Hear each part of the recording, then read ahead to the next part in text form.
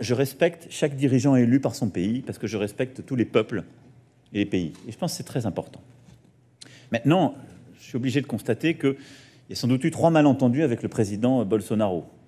Je l'ai vu une première fois, il m'a dit la main sur le cœur, je vais tout faire pour la reforestation et l'engagement des accords de Paris pour pouvoir signer le Mercosur. 15 jours après, il faisait le contraire en limogeant des scientifiques. Bon, on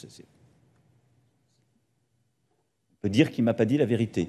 Quelques semaines après, il a eu un rendez-vous urgent chez le coiffeur quand il devait recevoir le ministre des Affaires étrangères. Et puis, il se trouve qu'hier, il a considéré que c'était une bonne idée que son ministre, ça n'arrive jamais en France, qu'un ministre de la République insulte quelque dirigeant que ce soit pour faire des insultes à mon endroit, et lui qu'il tienne des propos extraordinairement irrespectueux à l'égard de mon épouse. Qu'est-ce que je peux vous dire?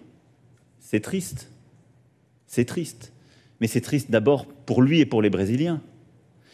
Et donc, moi, je pense que les femmes brésiliennes ont sans doute honte de lire ça de leur président.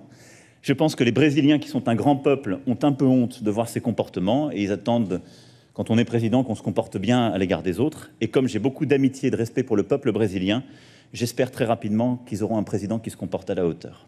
Eu quero insistir pouquinho mais na história, na briga entre o presidente da França, o Emmanuel Macron, e o Bolsonaro, porque essa é uma crise que está se desenrolando. E é uma crise em parte política, é uma crise econômica e também uma crise diplomática. As relações diplomáticas entre Brasil e Estados Unidos fazia muito tempo mesmo, que não ficavam tão arranhadas assim como agora. E em grande parte, né, ou boa parte dessa culpa é do Bolsonaro e da irresponsabilidade dele e da incapacidade dele de governar como um presidente normal. E quando eu digo isso, eu já ouvi algumas pessoas comentarem aqui, mas você acha que com o Haddad seria melhor?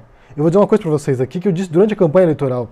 Qualquer um dos principais candidatos da eleição do ano passado, qualquer um que houvesse ganhado, seria muito menos pior mesmo do que o Bolsonaro. Se houvesse ganhado o Cabo Daciolo, seria menos pior que o Bolsonaro.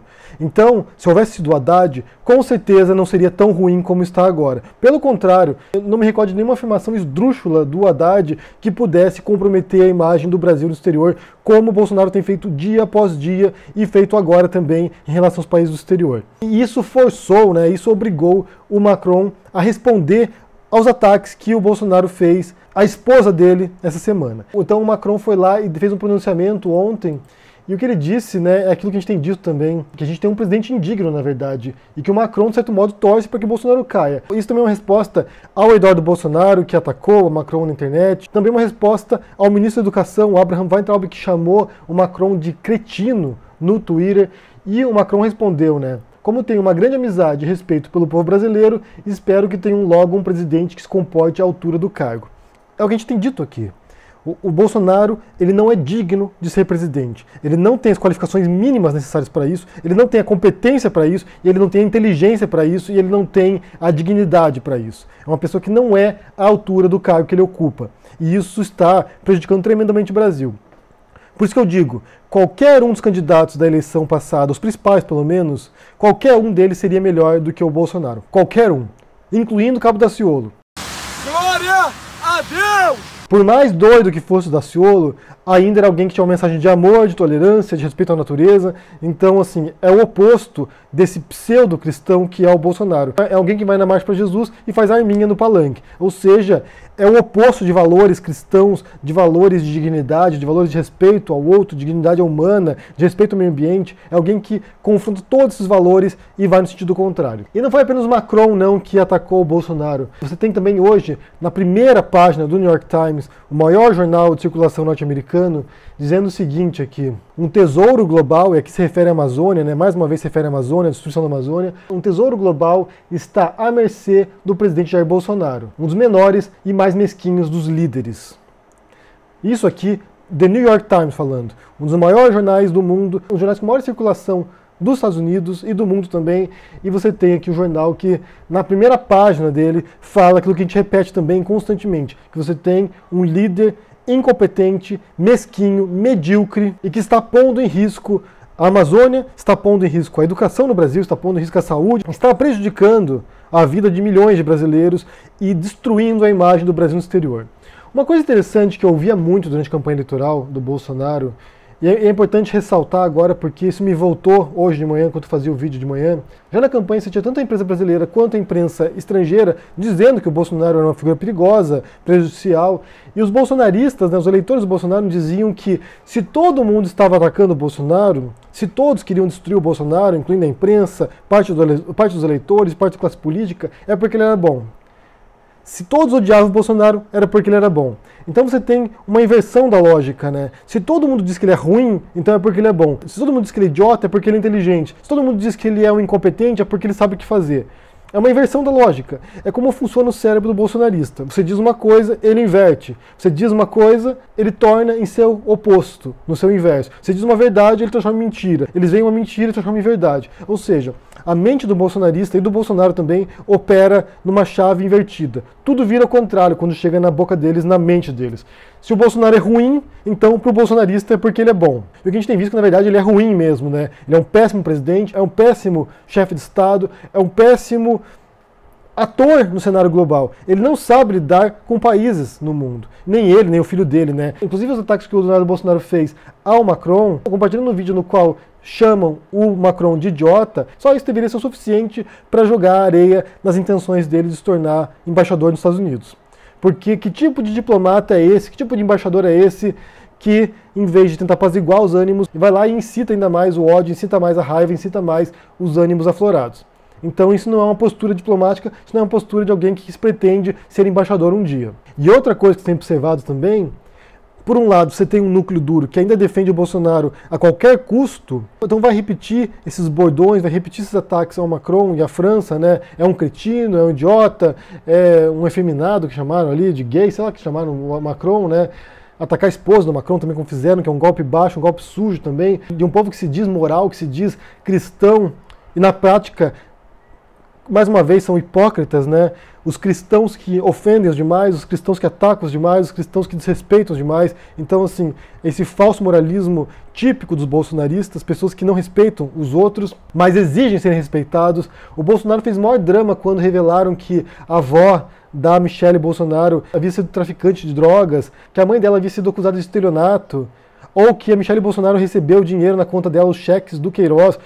Eles ficaram super ofendidos, né? Ah, estão atacando a minha família. E na primeira oportunidade que eles têm, eles vão lá e atacam a família do Macron. Ou seja, são sujos, são baixos, e é a estratégia que eles utilizam há muito tempo, e não apenas o presidente, como também os bolsonaristas nas redes sociais, no YouTube, são assim desse modo. Eles trabalham jogando sujo, tentando destruir reputações e difamar as pessoas. E o que você observa, né, por um lado, é um núcleo duro que se mantém fiel ao Bolsonaro, não importando o que ele diga. Ele pode vir aqui falar que comer cocô é bom, e eles vão lá e vão comer cocô e falar, que delícia. É como eles fazem, né? Realmente é um pessoal que está fanatizado e cego. Inclusive, é interessante porque comecei a ler hoje esse livro aqui que chama What We Knew, Terror, Mass Murder and Everyday Life in Nazi Germany, que é o que nós sabíamos, terror, assassinato em massa e a vida cotidiana na Alemanha nazista, que revela de maneira impressionante como os alemães na época, eles foram coniventes com o nazismo. Eles concordavam com o que o Hitler dizia, muitos deles, e foram coniventes com o nazismo. Então você observa que, nesse momento ali, o Bolsonaro não está sozinho. Ele tem uma massa de pessoas coniventes com ele, que concordam com qualquer absurdo que ele diga. Seja para insultar os demais, seja para atacar aliados, seja para destruir o Brasil. Então você tem um grupo que realmente está fanatizado e vai concordar com o Bolsonaro, não importando o que ele disser.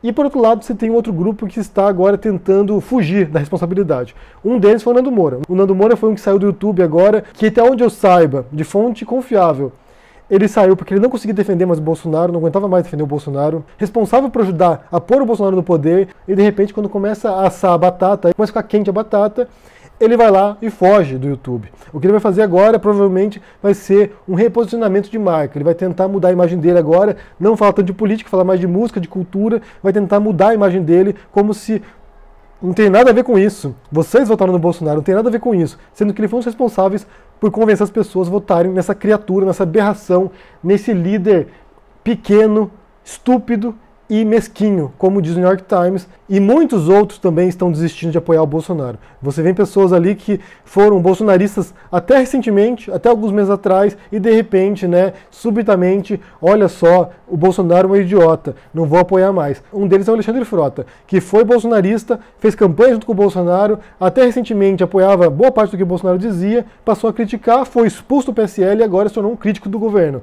Agora é um crítico do Bolsonaro, um crítico fervoroso do Bolsonaro. Então você tem visto as pessoas, né, que quando foi conveniente apoiar o governo, talvez está recebendo dinheiro do governo, assim, não sabemos, não temos informações sobre isso, talvez está recebendo grana do governo e de repente, depois de um certo ponto, começa a ficar insustentável defender esse governo de ineptos, de pessoas estúpidas. Aqui eu estou repetindo jornais estrangeiros, gente. Estou repetindo um jornal conservador austríaco, estou repetindo uma revista espanhola que chama o Bolsonaro de estúpido.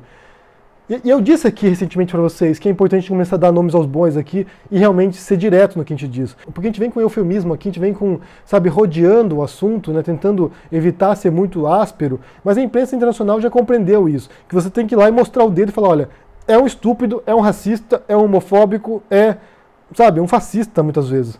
Em alguns casos fascista vale também. E o que você vê, como eu disse, são pessoas fugindo agora da responsabilidade. Ajudaram a eleger essa figura, essa monstruosidade, agora estão fugindo da responsabilidade, estão querendo se afastar do debate por um tempo, né, para poder se limpar, para poder se despoluir, né, da merda no qual chafurdaram e depois vão voltar como se fossem limpos, né. Nunca fiz nada de errado. Eu sempre fui crítico do governo. Os mesmos que utilizaram aquela lógica invertida de que se é ruim, então é porque é bom, agora vão voltar falando, olha, é ruim, eu sabia que era ruim, sempre foi ruim e eu não defendi esse governo não.